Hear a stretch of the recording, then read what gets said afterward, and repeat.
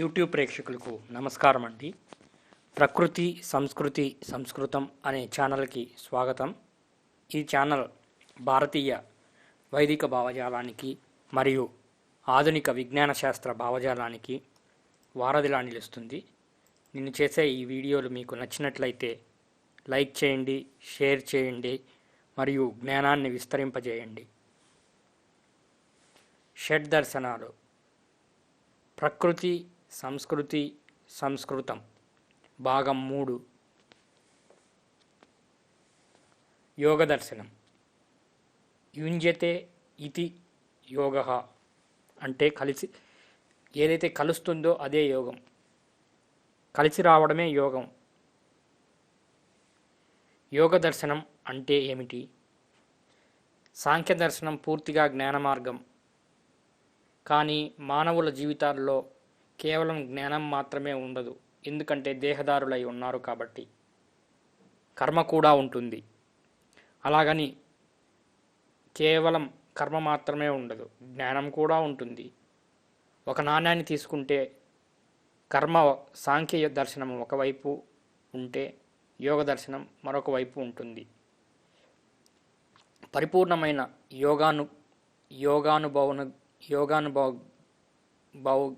యోగానుభవ జ్ఞానులకి కొన్ని సందర్భాల్లో సాంఖ్యం దర్శనం యోగ దర్శనానికి కర్మభాగంగాను, కొన్ని సందర్భాలలో సాంఖ్య దర్శనం జ్ఞాన భాగంగాను గోచరిస్తుంది. ఫ్లవర్ ఆఫ్ లైట్ లేదా ఫ్లవర్ ఆఫ్ లైఫ్. ఈ చిత్రంలో మీకు కనపడుతున్నది ఫ్లవర్ ఆఫ్ లైట్ అంటారు.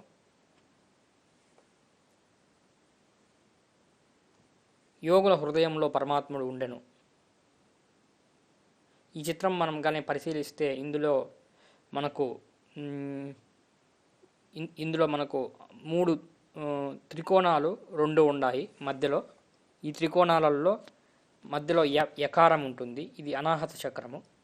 ఈ అనాహత చక్రంలో 3 త్రికోణాలు అంటే ఒక త్రికోణం వచ్చేసి పైకి ఉంటుంది, ఒక త్రికోణం కిందికి ఉంటుంది. అలాగే ఈ చిత్రంలో కానీ మొదటి చిత్రంలో గమనిస్తే మనకు షట్కోణాకారం ఉంటుంది, షడ్భుజము. ఇది దేనికి సంకేతం అంటే ఈ షడ్ దర్శనాలలో యోగ దర్శనానికి సంకేతం యకారం అనేది. ఈ పక్కన చిత్రంలో కనపడుతున్నది ఫ్లవర్ ఆఫ్ లైట్ అంటారు. యోగ దర్శనం అంటే అన్ని దర్శనాల మిళితమే యోగ దర్శనము. ఇది అనాహత చక్రానికి సంకేతము. అనాహత చక్రంలో 2 త్రిభుజాలు ఉంటాయి. ఇందాక చూపించిన చిత్రపటంలో మాదిరిగా 3+3 = 6 కలిగిన చిత్రాన్ని చూడవచ్చు. ఇందాక చెప్పుకున్నట్లుగా యోగ దర్శనం అంటే 6 దర్శనాల కలయిక తప్ప మరి ఏమీ కాదు. అనాహత చక్రంలో మధ్య భాగంలో ఎం అని ఉంటుంది. ఎం అంటే అది యోగానికి చిహ్నము. ప్రతి ద్వంద్వాన్ని కలిపి సమదృష్టితో చూడడమే యోగ దర్శనము. కేవలం భక్తి మాత్రమే సాధన చేయడం వల్ల మానవులు మౌఢ్యులై జాడ్యులైపోతారు. కేవలం జ్ఞానోపాసన చేయడం వల్ల మానవులకు తమ మీద తామే విశ్వాసం కోల్పోతారు. అందుకే ఈ రోజుల్లో మనకు యంత్రాలు అనేటివి అవసరమవుతున్నాయి. కేవలం కర్మాచరణం ఆచరించడం వల్ల మానవుల జీవితంలో ఒక సార్థకత ఉండదు. కేవలం ఏదో భావజాలాన్ని మాత్రమే విశ్వసిస్తే కూడా మానవాళికి ప్రమాదమే. ఉదాహరణ, కొన్ని భావజాలాలు ఉంటాయి, వాళ్ళ భావజాలం తప్ప మిగిలిన భావజాలం అంతా తప్పని అంటూ ఉంటారు.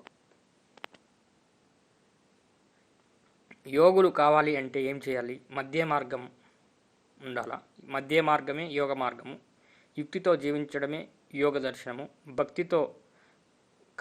భక్తిని కర్మతో కలపడము భక్తి యోగం అవుతుంది. కర్మను భక్తితో కలపడము కర్మయోగం అవుతుంది.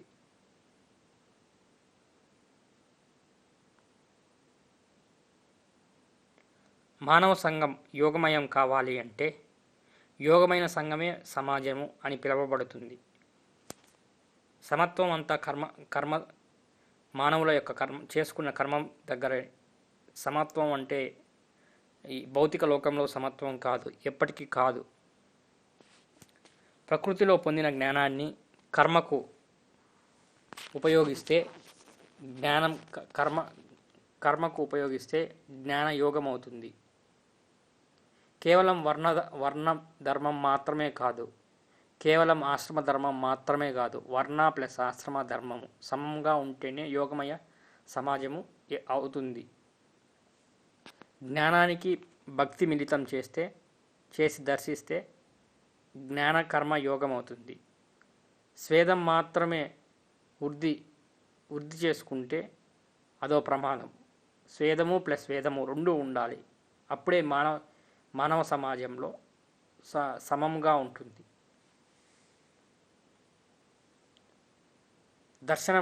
యోగ దర్శనంలో ముఖ్య దార్శనికులకు శివుడు, పార్వతీదేవి, ఇంద్రుడు, సూర్యుడు, ఇక్ష్వాకు వంశరాజులు, వాల్మీకి, వ్యాసాది మహర్షులు, జనక మహారాజు, సౌనక మహర్షులు, శ్రీకృష్ణుడు, పతంజలి, వర్ధమాన మహావీరుడు, నారద మహర్షి, అలాగే భక్త కన్నప్ప, ఆదిశంకరాచార్యులు, మండన మిశ్రులు, అన్నమయ్య, యోగి వేమన్న,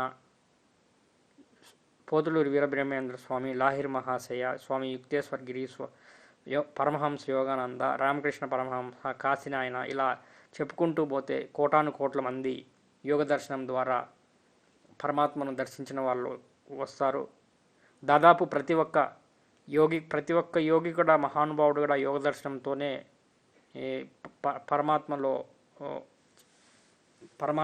పరమాత్మ దర్శనం చేసుకున్నారు. ఎందుకంటే యోగ దర్శనం అనేది మిగిలిన అన్ని దర్శనాలు కలిస్తే యోగ దర్శనం అవుతుంది. యోగ దర్శనానికి గ్రంథాలు పతంజలి యోగ సూత్రాలు మరియు అష్టాంగ యోగము, భగవద్గీత, యోగ వాసిష్టము, అష్టావక్ర గీత, వాల్మీకి రామాయణము మరియు వ్యాస మహాభారతము. అలాగే యోగ దర్శన సాధన కొరకు కర్మభాగం ప్రాక్టికల్స్ కుండలిని ఉపనిషత్ ద్వారా మరియు కథా ఉపనిషత్ ద్వారా, చాందోక్య ఉపనిషత్ ద్వారా, మాండుక్య ఉపనిషత్తు ద్వారా తీసుకోవచ్చు. అలాగే కొన్ని తంత్ర గ్రంథాలు కూడా ప్రమాణంగా తీసుకొని యోగ దర్శనాన్ని సాధన చేసుకోవచ్చు. యోగ దార్శనికులకు మెలకువలు: కర్మభాగం మరియు జ్ఞానభాగంతో పాటు పూర్వజన్మ ఫలిత కర్మలు విధి రూపంలో, సంఘటన రూపంలో యోగిని వెంటాడుతూ ఉంటాయి. వాటిని అధిగమించాలి అంటే అనేక పరిస్థితులతో యోగం చెందాలి మరియు విషయాల పట్ల వియోగ దృష్టి ఉండకూడదు.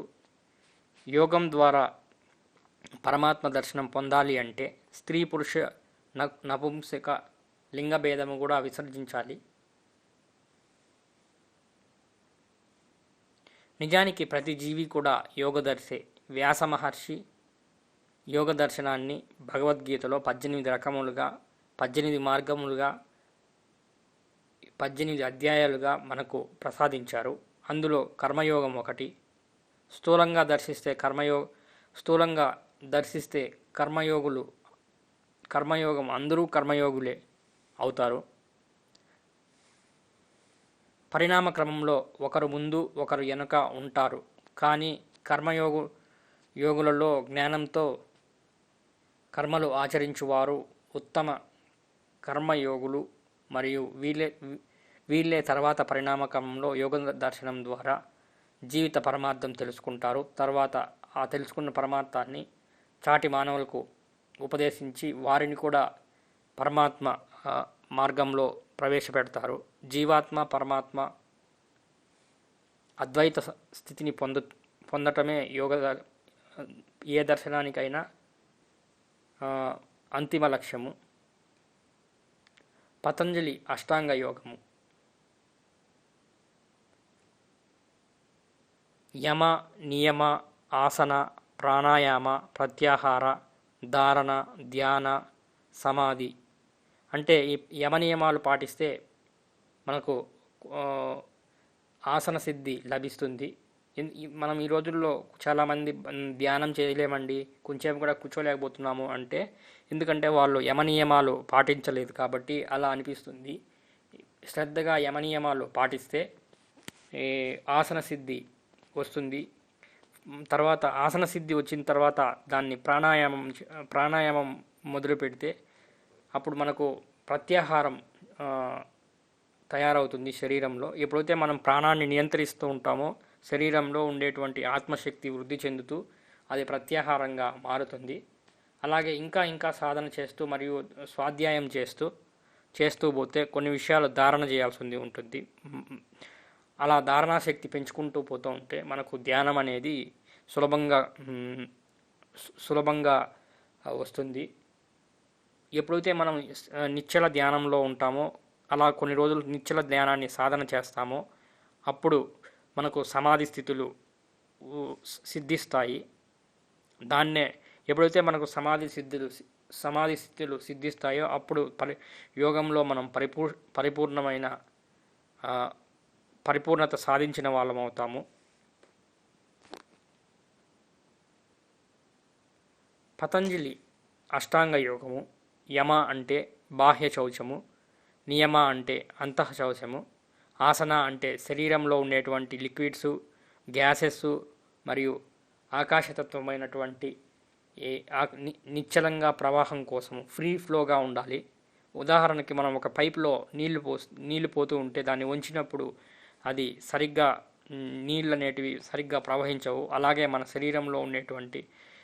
శరీరంలో సరైన ఆసనంలో కూర్చోకపోతే మన శరీరంలో ఉండేటువంటి జలాలు మరియు వాయువులు సరిగ్గా ప్రవహించవు, ఫ్రీ ఫ్లోతో ఉండదు.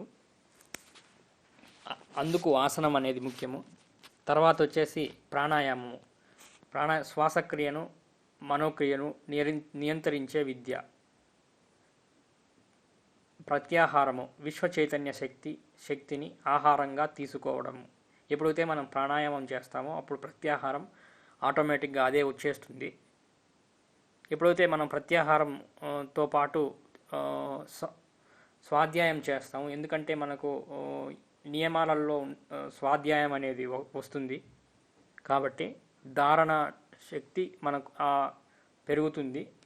కొత్త విషయాలు కొత్త వ్యక్తుల దగ్గర నుంచి కావచ్చు, లేదా పుస్తకాల దగ్గర నుంచి కావచ్చు, లేదా సొంతంగా కూడా మనం ధ్యానంలో కొన్ని కొత్త జ్ఞానాలు వస్తాయి. తర్వాత వచ్చేసి ధ్యానము.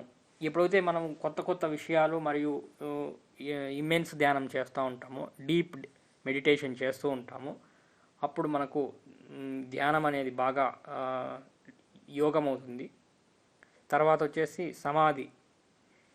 ఎప్పుడైతే మనకు డీప్ మెడిటేషన్ చేస్తూ పోతూ ఉంటామో కొద్ది కాలానికి సమాధి అనేది ఏర్పడుతుంది. అహంకారం వదిలి జీవాత్మను పరమాత్మలో సమం చేయడమే సమాధి అంటాము. యమములు అహింస, సత్యము, అస్థేయము, బ్రహ్మచర్యము, అపరిగ్రహము. అహింస అంటే మాంసం భుజించకుండా ఉండడము, సత్యం అంటే దాదాపు వీలైనంత వరకు సత్యం మాట్లాడడము,